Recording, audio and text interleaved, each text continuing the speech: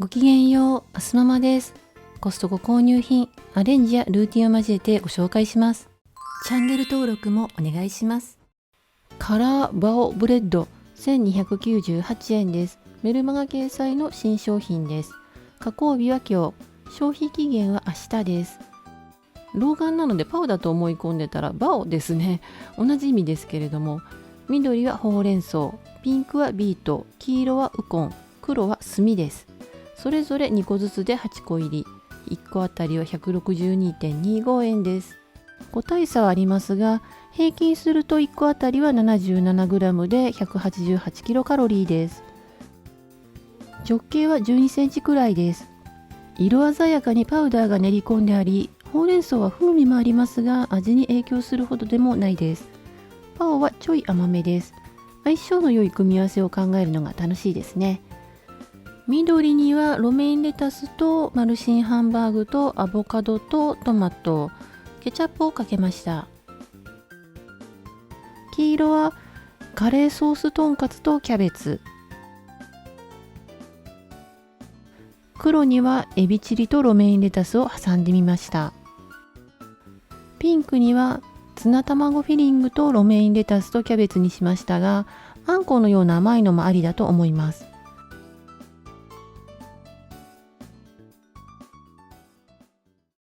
ダノンオイコスプロテインドリンクカカオ 240ml が12本 2298 円です。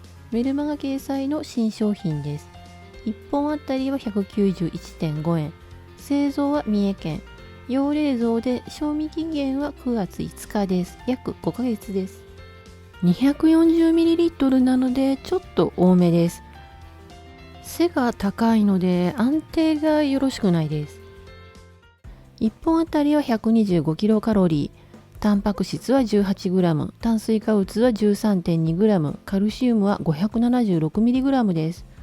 ピンクっぽい色をしているのでいちご味にも見えますが、カカオが香ばしく効いています。薄いココアって感じというか、甘さは控えめですっきりと飲みやすく美味しいです。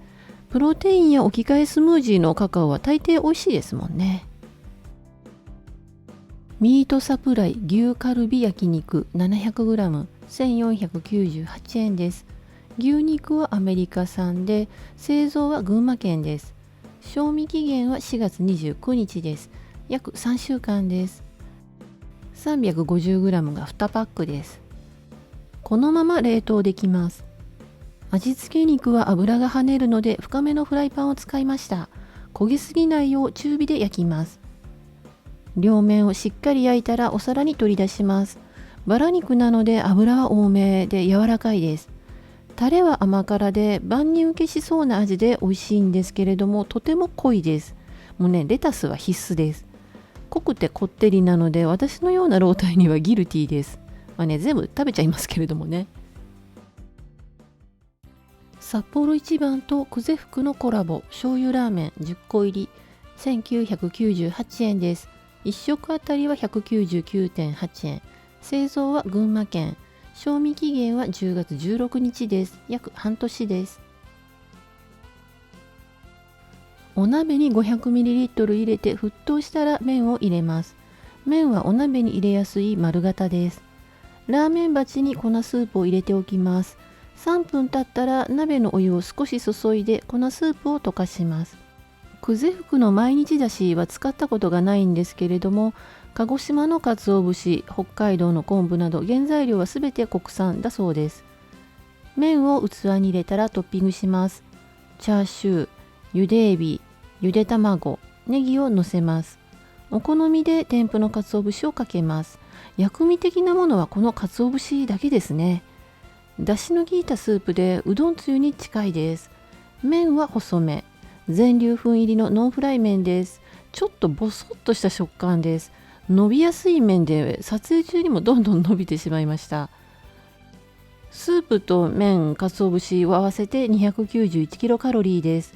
とてもあっさりしたラーメンなので、ラーメンを食べた後の胃もたれ的なものや罪悪感もないです。私は美味しいと思いましたが、ラーメンというよりはそばに近いかなと思いました。木村屋焼きそばパン6個入り648円です。1個あたりは 116.33 円。製造は千葉県。消費期限はあさってです。以前にもあったように思いましたが、それはそば飯パンでした。ありそうでなかった焼きそばパンの登場です。縦横は78ミリくらい、高さは5センチくらい、184キロカロリーです。半分をレンジで10秒温めてきました。さらにふわふわになってます。温めた方が圧倒的に美味しいです。トッピングのピンクは紅生姜です。フィリングのそばは短くてそぼろっぽい感じです。スパイシーで濃いめの味付けです。一般的な焼きそばパンとは全く違って、焼きそばパン味のパンって言った方が近いかもです。キャベツと玉ねぎは入っているようですが、野菜感はないです。お肉もないです。お飾り的な紅生姜の酸味が意外に効いてていい仕事してます。袋ごと冷凍もしてみました。袋ごとレンジ OK かは書いてなかったんですけれども、袋に数箇所切り込みを入れて電子レンジで温めました。600ワットで60秒加熱してみたら、パンは少し汗をかいていますが熱々のふわふわです。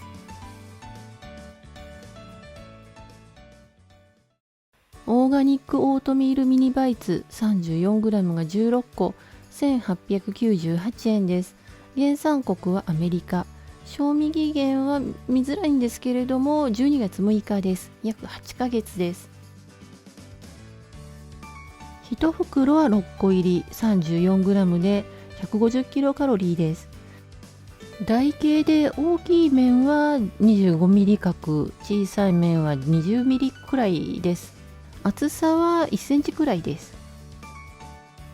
メーカーは違いますが、こちらもコストコので固めのサクッとした食感でミルキーでしたが、新しいこちらのはしっとりと柔らかいです。チョコの味もしますけど、ココナッツの香りが勝っています。オートミールベースですけれども、乾燥ココナッツっぽい食感が残り、よく噛んで食べることになります。健康的なおやつだと思いますが、ココナッツが苦手な娘には不評です。シュガーボールベーカリーのパルミエ 907g 1488円です。源氏パイみたいなものかなと思います。